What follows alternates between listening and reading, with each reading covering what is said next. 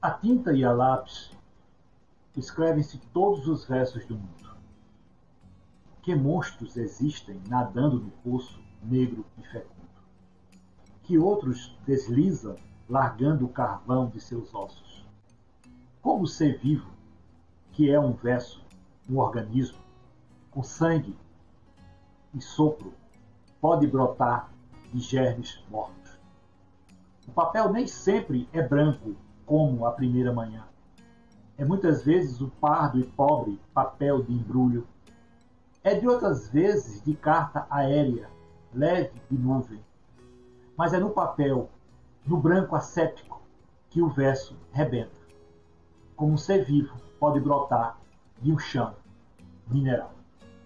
Esse poema, intitulado O Poema, é de João Cabral de Melo Neto e foi publicado em um livro, em 1945, chamado O Engenheiro.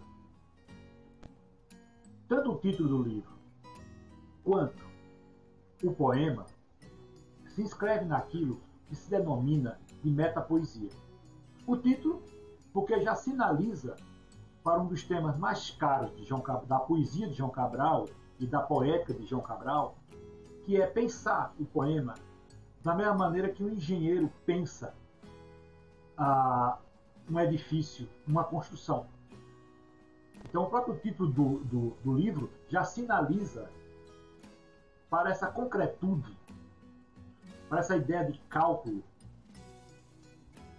que faz parte do universo do engenheiro, aonde a inspiração praticamente é zero e o que existe, na verdade, é o conhecimento calculado sobre o objeto, né? O conhecimento da natureza e a capacidade de transformar a natureza em um dado cultural, em um edifício, em uma edificação. E o poema, né,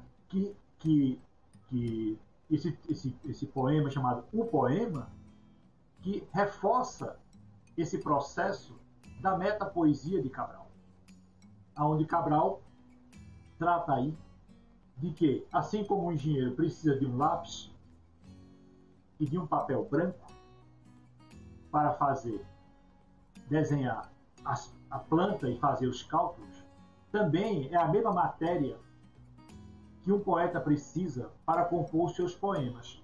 Ora, ao caminhar por essa trilha, Cabral deixa muito claro, já nesse poema, que se tem algo que não participa do seu fazer poético, é a inspiração, é a epifania. Né? Tudo que ele precisa é de um papel em branco, é de a tinta e a lápis, ou uma tinta e um lápis, e com esses ele escreve-se todos os versos do mundo. Né? E aí ele diz, como um ser vivo pode brotar de um chão mineral? Porque ele toma um poema como um ser vivo. Né? Pode brotar do lápis, que é um mineral.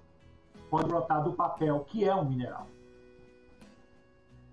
Certo? Então, praticamente um terço da poesia de Cabral, ou um pouco menos de um terço, se inscreve nisso que se chama metapoesia. Cabral retoma essa tradição que começa desde os românticos, que é essa tradição de se refletir, de se pensar, o poeta refletir e pensar sobre a sua própria poética.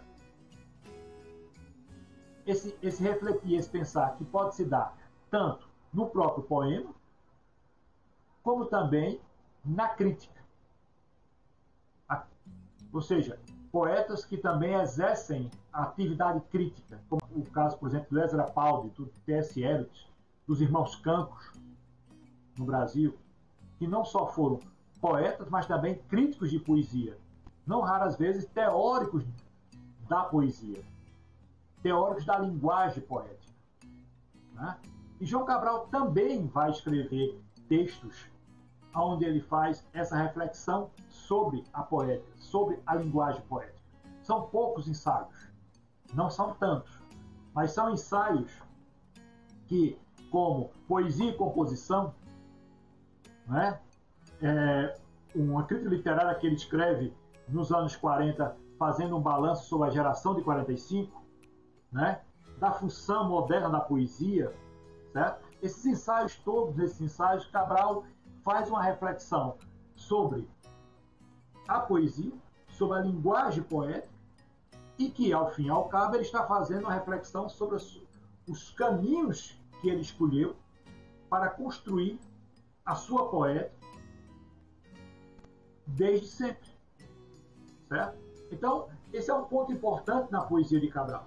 Cabral escreve vários poemas sobre pessoas que ele conheceu, sobre determinadas ambiências, etc. Mas um ponto significativo que percorre toda a poesia de Cabral é a metapoesia. Então, um leitor atento de Cabral, ele não só percebe, obviamente, os traços estilísticos que caracterizam a poesia de Cabral, uma poesia substantiva, uma poesia calculada, uma poesia antilírica, né? Mas ele vai perceber que alguns desses poemas vêm exatamente para reiterar, para fornecer ao leitor como o poeta chegou aonde chegou. Quais foram os caminhos escolhidos por ele para compor a sua poesia. E, por sua vez, criar a sua própria poética, se diferenciando dos demais poetas, seja da sua geração, seja dos poetas que o antecederam. E, dessa forma, construindo uma das poéticas mais potentes que a língua portuguesa já teve, e talvez poucos poetas de língua portuguesa, poucos poetas da sua geração e da geração que o antecedeu, escreveram e se preocuparam em escrever tantos poemas para falar do próprio ato do fazer poético, para refletir sobre a linguagem poética e para delinear da melhor maneira possível a sua poética. Esse é um traço quase não só peculiar, mas é um traço que sobressai na poesia de Cabral e se sobressai dentre os demais contemporâneos de João Cabral de Melo Neto.